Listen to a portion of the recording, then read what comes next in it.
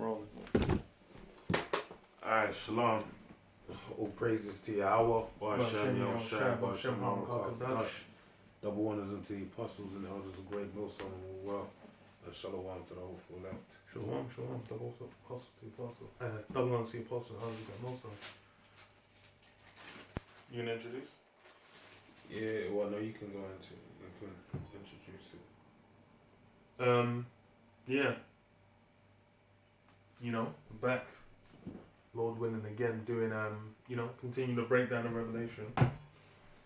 Gonna go into, chapter 16.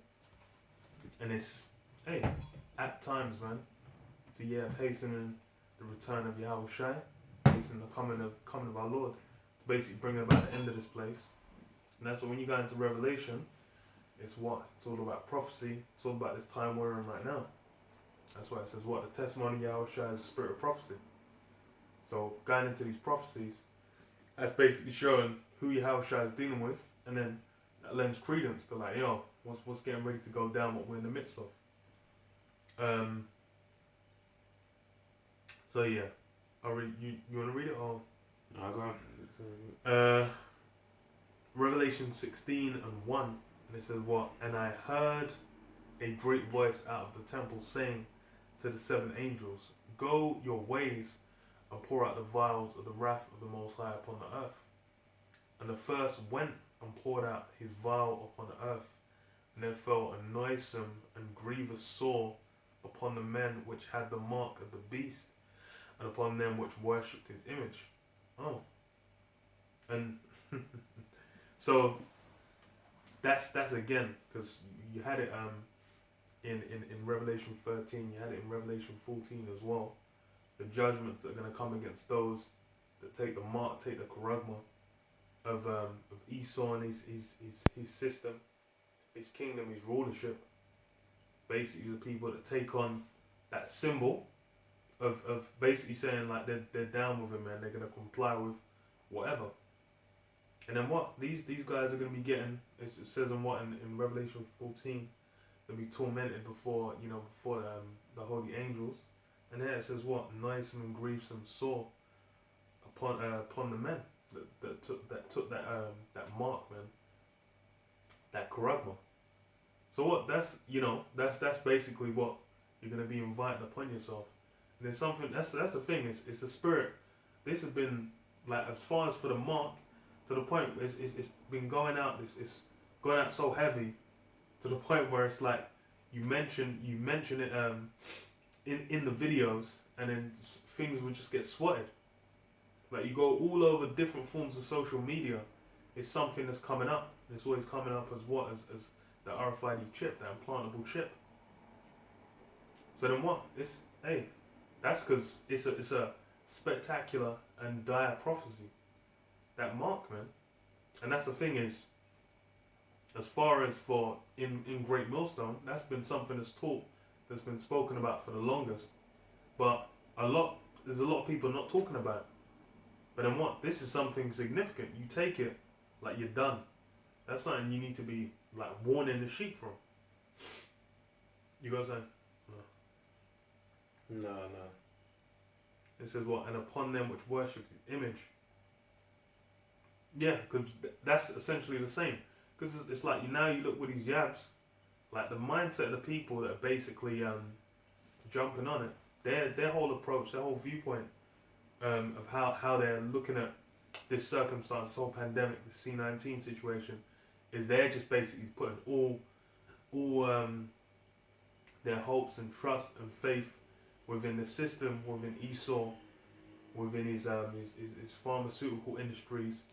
They're basically putting the utmost trust in Esau, in the deceiver, in the devil, to basically be the one to, save them out of the situation, which ain't even reached a point where it's that dire. It's gonna get to that. It's what we have now is gonna be like raining candy floss, man, compared to what's coming later down the line. So at this point already, people are just like, oh, please, save me from any form of hardship. It's going to get worse. It's like over here in the UK, you've got an energy crisis. Saw on the news, they said like 20 different like small energy companies have shut down. I was watching one thing. One guy said like his mum was paying like I think it was 200%. Well, 200 either 20 times more, 200%. Like just the energy price had gone up like exponential amount.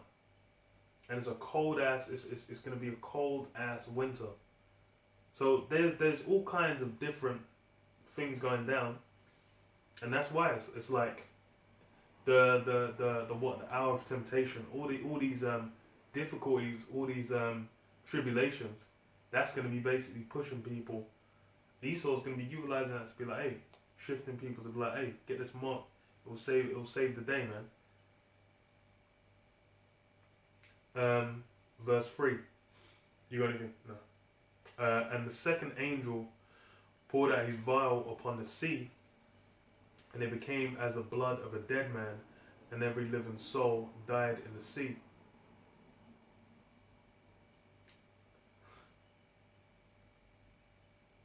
This one.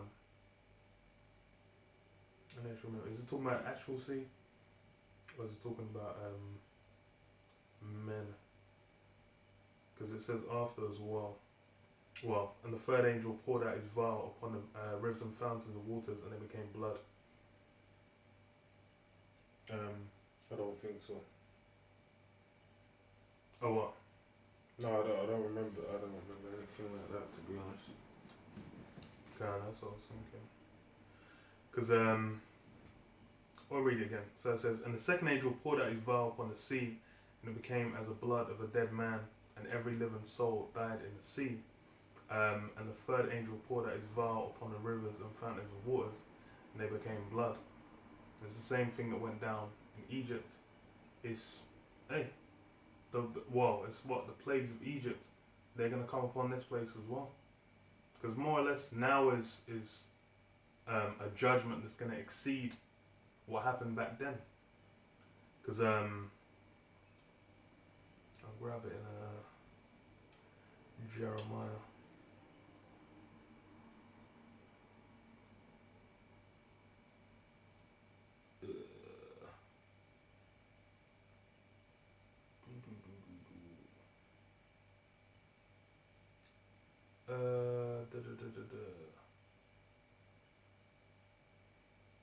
Yeah. Jeremiah 16 and 14. It says, therefore behold, the days cometh, saith the Most High Power, that it shall no more be said, the Lord Jehovah liveth, that brought up the children of Israel out of the land of Egypt. But the Lord Jehovah liveth, that brought up the children of Israel from the land of the north, and from all the lands whither he had driven them. And I will bring them again into their land that I gave unto their fathers. So yes, it's basically going to be as as the story of Moses is mentioned, as the destruction of Egypt, the 10 plagues, how that's spoken about. The same plagues visiting America. These are chiefly America are going to be spoken about instead. It's going to basically replace those stories to what everyone's going to be talking about. Hey, remember when Esau got put on smash? Because that's the thing. It's everything, and that's like you can see what's happening before our eyes. As far as with America, with that grandiose, legendary state of pomp and what's the word? Arrogance, pride that this whole system, this whole kingdom holds itself to. That's all. It's on a height where it's never been seen before. This guy's thinking he's gonna go up, and because he's got the means to go into the heavens. This guy thinks he's gonna go and colonize Mars and the moon and whatever else. This guy thinks he's gonna be going out and have the whole galaxy in his hand. He's trying to basically he truly is sitting there thinking he's gonna be able to rule forever. But that's the thing. He's got his season, but there's bounds, man. Bounds have been set. Let me read this. you got something? No. Second Ezra 15 and 11. But I will bring them with a mighty hand and a stretched out arm, and smite Egypt with plagues as before. Yeah, so it's not talking about what's it called, man? The land of Egypt now. It's talking about that new Egypt, man. That new Sodom and Egypt, which is talking about America, man. Babylon the Great. It says what? I'll bring them. I'll bring them with a mighty hand and a stretched out arm, and smite Egypt with plagues as before, and will destroy all the land thereof. Egypt shall mourn, and the foundation of it shall be smitten with the plague and the punishment that the Most High shall bring upon it. They that till the ground shall mourn, for their seed shall fall through the blasting and hell, and with a fearful constellation. Yeah, that's it's all of other everything that that America prides itself on is gonna come to naught, man. This and that's what you see it happen in the spirit, man. It says and what's it, Jeremiah is it 51? Where it says make bare the leg. Maybe it's 50.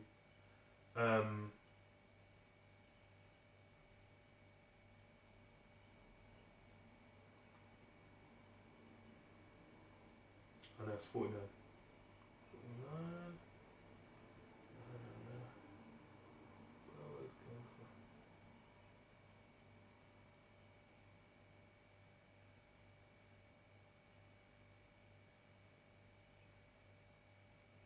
The one I was looking for.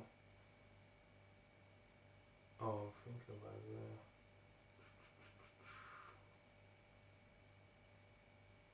Yeah, Isaiah 47, so like.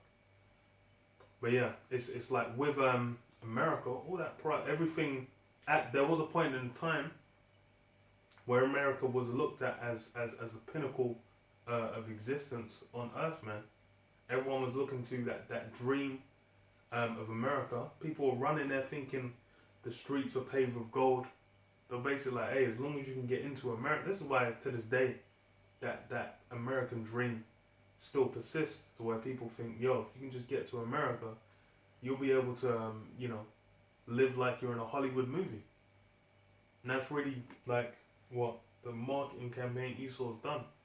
Esau's basically he's gone around the world, he's conquered, he's colonized, and he's basically amassed all the riches to himself. Then what's he done? He's basically set up his kingdom, and he's having everyone come onto him, man. He's made that big melting pot, and everyone's following after that same image, man. Wandering after the beast, man, in amazement. Then what? It's at the point where everything's being flipped. Because now it's people are looking like, oh, this place ain't so great. I'll read Isaiah 47 and 2. It says, take the millstones and grind meal, uncover thy locks and make bare the leg, uncover the fire, pass over the rivers. Thy nakedness shall be uncovered, yea, thy shame shall be seen. I will take vengeance, and I will not meet thee as a man. Yeah, so the nakedness being uncovered. Basically, it's America's been revealed for what it truly is. That's what you had. You had all kinds of files being declassified, and as far as for the people in all over the globe, they're looking at America like, yo, what's it really saying? What's it really about? Back in Revelation, it says what, verse 5, and I heard the angel of the waters say, thou art righteous, O Lord, which art and was and shall be, because thou hast judged us. For they have shed the blood of the saints and prophets, and thou hast given them blood to drink, for they are worthy. Yeah, that's something key, man. Is Esau has been the key contender in basically destruction of Jacob, man, both the northern and southern kingdom. So you have in prophecy, it's like both Judah and Ephraim basically be oppressed together, man. You had the northern kingdom was over there. Esau came in, put them on smash, made Hispaniola extinct. This guy went to legendary lengths, and then afterwards, what brought in Southern Kingdom from the interiors of Africa, brought them over, and Europe, brought them over. Then what? Was absolutely destroying them. To where it's like it's in living memory when these things were going down. That's how recent this shit is. I've got a precept. So Ezekiel 25:12. Thus saith the Lord power, because that Edom hath dwelt against the house of Judah by taking vengeance, and have greatly offended and revenged himself upon them. Therefore, thus saith the Lord power, I will also stretch out mine hand upon Edom, and will cut off man and beast from it, and I will make it desolate from Teman, and they of Dedan shall fall by the sword. And I will lay my vengeance upon Edom by the hand of my people Israel, and they shall do in Edom according to mine anger, and according to my fury, and they shall know my vengeance, saith the Lord power. And that's them drinking the blood of drinking their blood. Alright, it's gonna be done by what the Lord basically sending his men to basically execute judgment, starting with who? His principal son, his only begotten Yahweh Shai. Alright, who us being joint heirs with Yahweh Shai basically will participate in it. That's why it says this. I'll read another precept. Psalms 149 and 5. It reads, let the saints be joyful in glory. Start from verse 4. For the Lord Jehovah taketh pleasure in his people. He will beautify the meek with salvation. Let the saints be joyful in glory. Let them sing aloud upon their beds. Let the high praise of the Most High be in their mouth, and a two-edged sword in their hand, to execute vengeance upon the heathen, and punishment upon the people, to bind their kings with chains, and their nobles with fetters of iron, to execute upon them the judgment written. This honor have all his saints. Praise you, the Lord Yahweh. So yeah, that's an honor that's bestowed onto Yahweh Shai. Alright, and then only trickles down onto us as well, being joint heirs with Yahweh Shai. Alright, we're waiting for the Lord to give the green light, and Lord willing, we can participate in that salvation. Oh, one last one. It says, this is,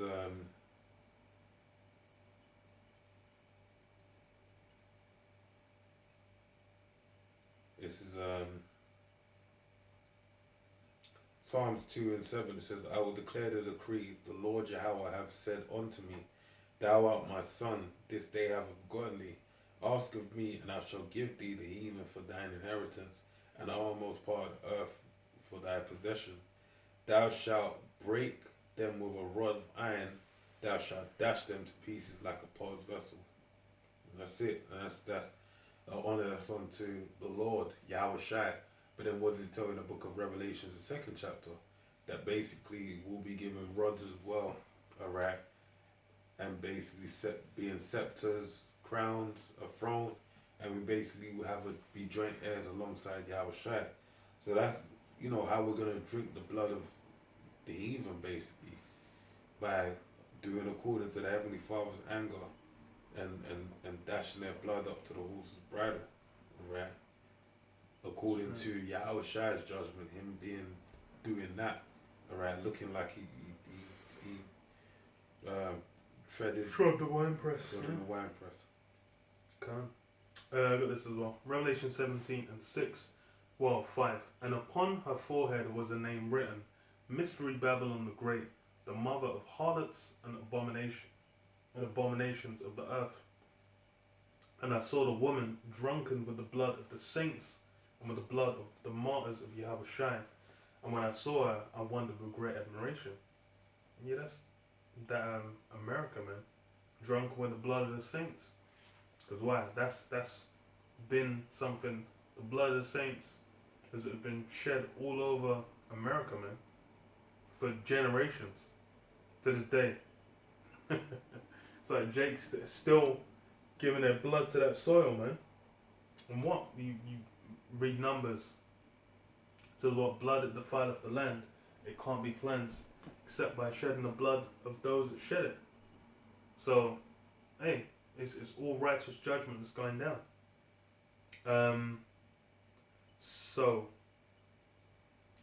Back in Revelation 16, I'll read verse 6 again. It says, "For they have shed the blood of the saints and prophets, and thou hast given them blood to drink, for they are worthy." Ezekiel 35:5.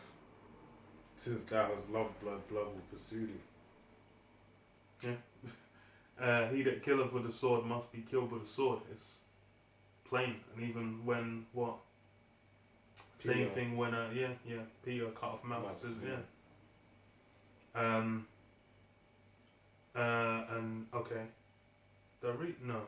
And I heard another out of the altar say, "Even so, Most High Power Almighty, true and righteous are thy judgments." And the fourth angel poured out his vial upon the sun. Wait, hold on. They didn't say that. Oh Lord, you're going off because you're bashing Esau on the head. It said they actually praised the Lord. It said, and I heard another angel out of the altar. You know what? Altar is a holy vessel unto the Heavenly Father. All right, that actually is given to provide sacrifice, which is a sweet savor unto him. The angel came out of the altar and said, "Even so, Lord, power Almighty, true and righteous are your judgments, are thy judgments." So he said that was a true and righteous judgment of the Heavenly Father. So the destruction of Esau ain't no light thing, man. It's a cleansing as well. Mm-hmm. Because that's what it's everything. Well, it's you can look at the world, man. Everything's defiled. No, man, if you were to leave one building Esau's left up, there's gonna be generations of wickedness. This like just done all kinds of odious works in the midst. And the fourth angel poured out his vial upon the sun, and power was given unto him to scorch men with fire. And men were scorched with great heat, and blasphemed the name of the Most High, which hath power over these plagues, and they repented not to give him glory. So these guys, these guys are getting zapped up, and then even then they were still blaspheming the name of the Most High. And that's Esau, man. That's how he's gonna get down. These guys that have linked arms with him, it's funny as well, because as far as for blaspheming against the Most High, that's something that happens on a daily, man, on the regular. People are talking about all kinds of, these guys are like, oh, they'll be talking about something like, yeah, back when we were monkeys. And I'm like, bro, what the fuck are you talking about, bro? And then it was like, yeah, lizard brain. I'm like, bro, you guys are done, man. Man are gonna give honor to everything under the sun, except for Yahweh Hashem Yahushua Hashem Harakakadash. That's really how everyone moves out here. I got this. This is Habakkuk 2:4. Behold, his soul which is lifted up is not upright in him, but the just shall live by his faith. Alright? Showing you there's a divide, and that goes back to what Jacob and Esau, alright? Where basically when it was inquired of the Lord why Rebecca felt an odd feeling within her womb at the twins being in there, they were told that they will fight, that one shall be greater than another, two manner of people. So they're the polar opposites. Sirach 33 tells you that that good is saying is evil, and that basically what it was. It's tramp twins. I'm not even trying to dishonor my forefather, but like they're two, twins that just completely opposing spirits, totally different, and they will oppose one against another. That's why it says the just shall live by his faith, whereas Esau don't have no faith, right? Yea, also because he transgresseth by wine, right? His own doctrines and philosophies. Wine is akin to a philosophy, being a dark saying of the word. He is a proud man, alright? Proud. That's a man that will get fucked up and still not be like, what's it like that movie, Black Dynamite, where the guy's getting fucked up and he's still talking shit. Yeah. That's how Esau's gonna be, man. Neither keepeth at home who enlargeth his desire as hell, and is as deaf and cannot be satisfied, but gathereth unto him all nations and heapeth unto him all people. And that's that one world doctrine that he's trying to do. Alright? But this man has the spirit of Cain. Cain, what did Cain do? Cain said, I'm my brother's keeper. Alright? Basically, he didn't do what the Lord told him to do. And then when he didn't do it, he was jealous of his brother, which did the right thing, and then killed him. Alright? You got something? Wisdom of Solomon. Oh wait. Yes. He is there's one particular verse I wanted to get.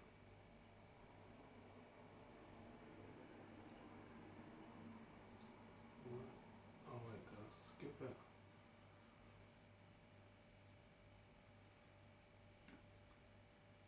You know, the chapter's too long. I'll get to the point. Wisdom of Solomon 2 and I'll start from 13. It says, He professeth to have the knowledge of the Most High. He calleth himself the child of the Lord. He was made to reprove our faults. He is grievous unto us, even to behold. For his life is not like other men's. His ways are of another fashion. We are esteemed of him as counterfeits. He abstaineth from our ways as from filthiness. He pronounced the end of the just to be blessed, and maketh his boast that the Most High is his father. And that's, basically Esau talking about Jake, man. Saying, life is short. There's that YOLO spirit. We need to get as many pleasures as we can in. Then saying like, Jake, the way they operate is completely different. And that's them two spirits. That's why I said Esau was a man in the field. He was out there, in the midst of the animals, hunting, doing all that. And what Jake was a plain man dwelling in tents. I'll go another precept. Isaiah 26:10. Let favor be shown to the wicked, yet will we not learn righteousness. In the land of uprightness will we deal unjustly, and will not behold the majesty of the Lord Yahweh. And that's what Esau done, right? Esau basically is that fucking devil, man, right? I've got one more and then you can... This is Psalms 50:16. But unto the wicked the Most High saith, what hast thou to do to declare my statutes, or that thou shouldest take my covenant in thy mouth, seeing thou hatest destruction? They loveth destruction. Man. Seeing thou hatest instruction, and castest my words behind thee. Alright, and that's basically where it is. Esau's the devil, man. A great deceiver. And he's just deceiving the masses of the people. That's all that's really going on, man. Yeah. 2nd Ezra 13 and So I'll start from 8. So it says, And after this I beheld, and lo, all they which were gathered together to subdue him were sore afraid, and yet durst fight. And lo, as he saw the violence of the multitude that came, he neither lifted up his hand, nor held sword, nor any instrument of war. But only I saw that he sent out of his mouth as it had been a blast of fire, and out of his lips a flaming breath, and out of his tongue he cast out sparks and tempests. And they were all mixed together, the blast of fire, the flaming breath, the great tempest, and fell with violence upon the multitude which was prepared to fight, and burned them up every one. So that upon a sudden of an innumerable multitude, nothing was to be perceived but only dust and smell of smoke. When I saw this, I was afraid. So yeah, these guys are going to be getting zoppity zapped.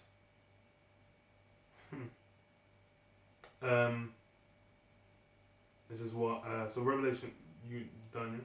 Yeah, Revelation 16:9, it says, And men were scorched with great heat, and blasphemed the name of the Most High, which have power over these plagues, and they repented not to give him glory. And the fifth angel poured out his vial upon the seat of the beast, and his kingdom was full of darkness, and they gnawed their tongues for pain, and blasphemed the power of heaven because of their pains and their sores, and repented not of their deeds. And this is, you know, the degree of punishment, because even let me read this in what is it? I will send. They're not always. Let me search the word, because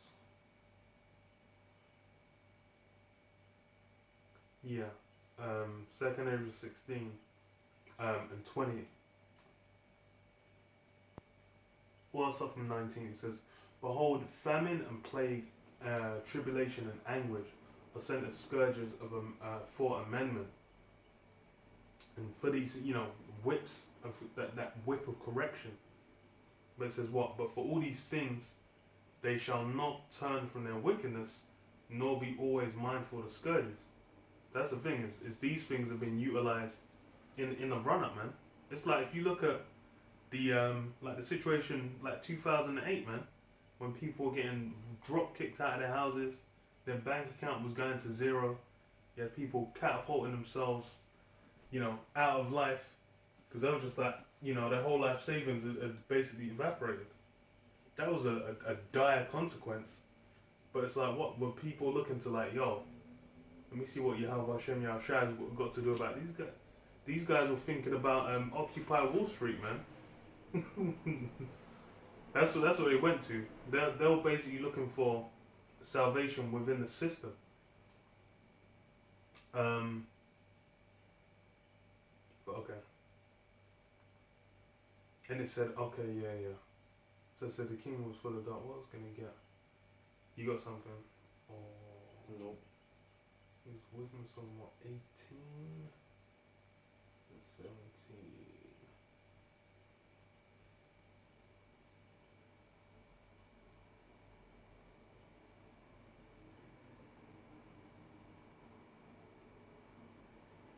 Okay. Yeah, 17. Just about the darkness.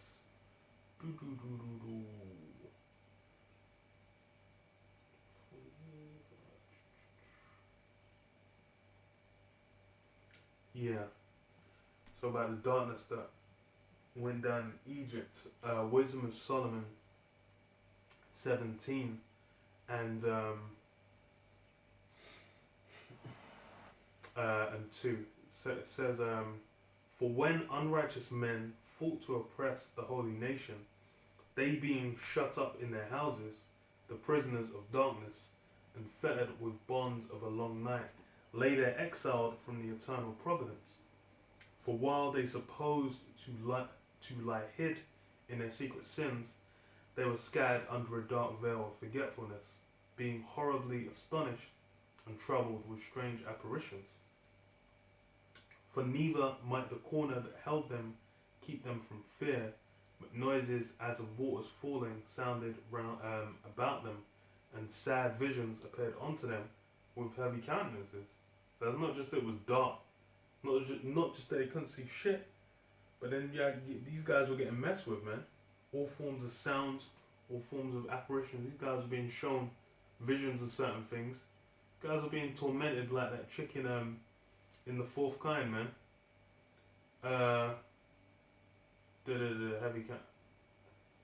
Heavy cat says, "There's no power of fire might give them light, neither could the bright flames of the stars endure to lighten that horrible night. Only there appeared unto them a fire kindled of itself, very dread. For being much terrified, they thought the things which they saw to be worse than the sight they saw not. As for the illusions of art magic, they were put down, and their vaunting in wisdom was reproved with disgrace. For they that promised to drive away terrors and troubles from a sick soul were sick themselves of fear, worthy to be laughed at." Everyone's getting jacked up, man. There was no escape. These guys were basically getting tormented on a legendary level, man. For though no terrible thing did fear them, yet being scared with beasts that passed by, and hissing of serpents, they died for fear, denying that they saw the air, which could have of no side be avoided. So these guys are dropping dead. That's that darkness. How cold it's gonna get. And that's the thing is the scale that it went up to in Egypt. It's gonna be outdone, man.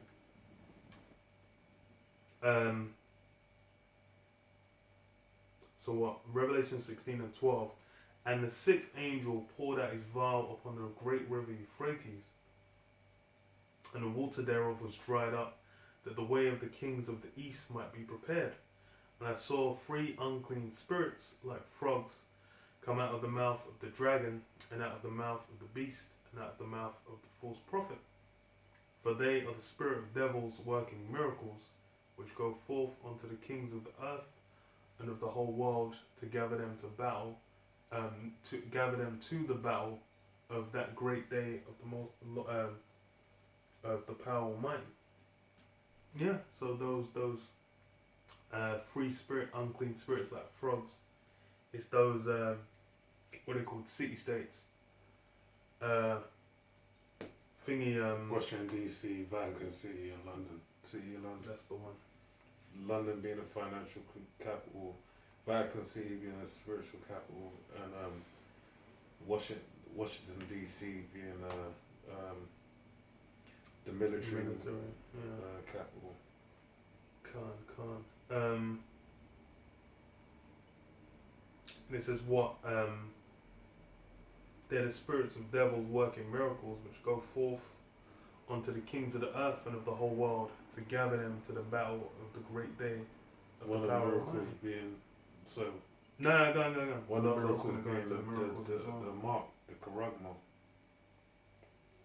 That's one of the main ones. When you really check it out, Esau's power on the left hand side is technology. It's funny because I was meditating on something. I was thinking at work, man. Basically, it's like life's struggle is universal. It's I've been looking into dopamine detoxing and stuff like that, and basically it's like everyone's struggling to do the same thing, to basically discipline themselves to do what they believe is right in life, which ultimately is the battle of the elect. To going back to the basically it's Adam. All men falling short of the glory. So everyone's fighting the same fight. But it's just, fuck. What was we talking about? Because I'm trying to bring back the point. Everyone's struggling, but it's... Oh, the Karagma. Yeah, like everyone's struggling to do the same thing. Like everyone wants to succeed or whatever. But it shows you the Most High has the left and right, man. So it's even like the miracle on the left hand side of the, there's a struggle on the left hand side to attain, their form of riches, whereas we're also struggling on the right hand side to attain our salvation, which is our riches, is spiritual wealth. They're struggling to attain their carnal wealth, however they may deem it. But basically, that also goes into the miracles of Esau, being the carnal miracles, technology, and basically the ability, like laser beams. I was really trying to figure this shit out, man. It's like Esau has got a laser sensor where when you walk up to the traffic light, it senses you're there, and it senses there's no one else there. It says, okay, let's change it around. You go, kind of thing. That's a miracle. That's some technology. So the Karagma is going to be operating within the confines of that technology, and that's Esau's miracle on the left hand side. Now we have that on the right hand side, and it's a total different thing. Alright, it's dealing with spirits, and spirits is pure energy. Alright, like a chariot is a spirit. Alright, so all of this stuff is deep, man. And that's why it's like the people are. They're looking like Esau can't go down. Those miracles he's able to perform, it's like his military might. This guy, that's why he has the quote from what's his name, Oppenheimer, when he I've become the. I am become death, the destroyer of worlds. Guys really thinking he's just gonna end it and be able to end everything, and that's really how he feels with his capabilities, man. He's able to. It's like if you consider, like if you go on Facebook, the average Facebook user, bro, they're gonna have all the things, any interest they have, any TV show they watch, any hobby they have or whatever, is all gonna be listed there. Any restaurants they went to, any people they know, any place they've worked, where they went to school, all this shit's gonna be like that. That shit's all in one neat package. Just waiting to make a that like the algorithm's already made a profile for them, man. It'll probably predict like, hey, you're like this, this, and this. You'll be on there just like, hey, we thought you might like this, and you're like, oh wow, that's nice. I wanted to go. I wanted to find a new restaurant or something. But these are things that what allow Esau to understand and control how people's minds work, man. How they run. It's funny because some of that shit don't even apply to me. But that's a whole different. Well, like the suggestion was shit. Yeah, because like what I'm looking for is kind of tweaked in a different way that Esau don't think of. But that's neither here nor there. It's not like the spirit. You know, like the spirit is like my fault is the spirit. Like I want this, that, and the other, and that's because the spirit denoted that I want this, that, and the other. Whereas Esau's trying to map what you want by algorithm and down he's to. He's basically trying to work it out through carnal means. Yeah, and it's like it's the spirit. The same thing. You're fighting against the spirit. Knows what the spirit's like. The wind does. It tells you in the book of John. Mhm. You can't. Can't. Okay. What was I gonna hear? No, I don't think so. So it says what? Revelation 16 and 15. Behold, I come as a thief. Blessed is he that watcheth and keepeth his garments, lest he walk naked and they see his shame. Yeah. Yahushua is going to return as a thief. You need to have your garments, man. You need to basically maintain yourself in his word. Maintain, knowledge of Yahushua. All that basically was given, man. Like the brother mentioned Revelation 2, where they say like that which you have already, hold fast till I come. That's basically what it's about. It's what the gift you've been given, that gift of faith, that gift of understanding the word. You basically got to hold on to and flip that money until Yahushua returns. And like I said, he's gonna come like a thief. You got people. They'll be and that's the thing, is like the brother mentioned, people are doing attaining. Well, they're putting in the effort on the left hand side to attain it from Esau. You have people where they'll like their boss won't be around. They're there just working away, slaving away, grinding to to please Esau, please their boss, man. Try and get some slice of the system. That's the same thing brothers should be doing as well. That's why the word it says about keep thy garments. Now the word that goes hand in hand with that is invest. The word invest means basically in or into. Invest, like vesture. And what are you investing into? What are you putting inside of your vesture? Your talent. You're basically putting all your skill into your garment, which will basically keep you from your nakedness and being exposed in that day. Whereby when when salvation comes, you basically already you have your attire, the appropriate attire for the occasion basically. So you have to invest. But in order to invest, you have to have a garment to put your talent into. So that's what it is. And the garment is what? The truth. But you have to put your talent into the truth. You have to occupy until you come. So that, when the Lord comes, you get chosen, man.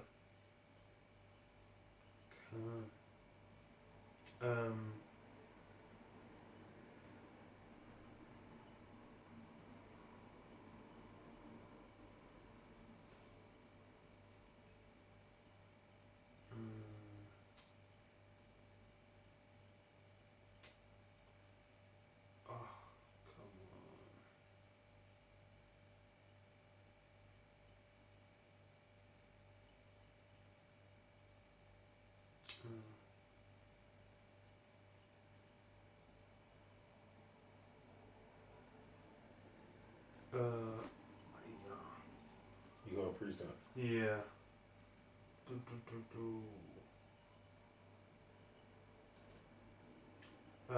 Matthew 24, 44 says, "Therefore be ye also ready, for in such an hour as you think not, the Son of Man cometh, who then is a faithful and wise servant, whom his Lord hath made ruler over his household, to give them meat in due season. Blessed is that servant whom his Lord, when he cometh, shall find so doing. Verily I say unto you," verily I say unto you, he shall make that he shall make him ruler over all his goods. So yeah, it's basically about being same thing as keeping your garments, man. Being found, working. Essentially, it's like being bid to the marriage, man. Precept. Revelations. You got more? No, it's fine. Revelation 19:7. Let us be glad and rejoice and give honor to